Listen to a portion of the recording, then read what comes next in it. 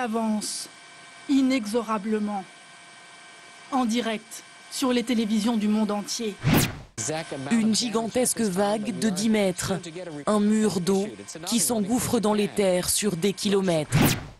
Des centaines de voitures sont prises au piège de ce tourbillon dévastateur. Impossible pour le moment de savoir ce que sont devenus leurs occupants. Dans la région de Tokyo, une raffinerie est en feu et un départ d'incendie est signalé dans une centrale nucléaire.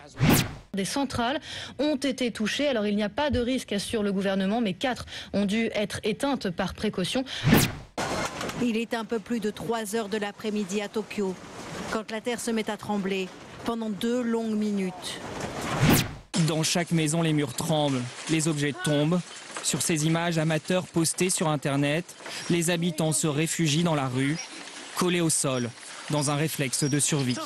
Ça tremblait fort, on a eu des malaises, des personnes âgées ont eu des malaises, même moi je me sentais pas très bien. J'ai cru que j'allais mourir, c'était énorme. J'étais dans le métro, je n'ai jamais ressenti une secousse aussi violente. Les Japonais, même si on ne s'habitue jamais à de telles catastrophes, quoi qu'on en dise, savent garder leur calme et ne pas céder à la panique.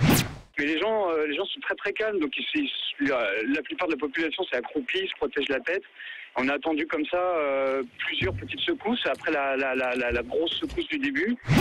Le Japon est bien préparé et surtout la population est informée et sait ce qu'elle doit faire en cas d'occurrence d'un très gros tremblement de terre. Ce qui n'était pas le cas notamment lors du séisme de 2004 à Sumatra.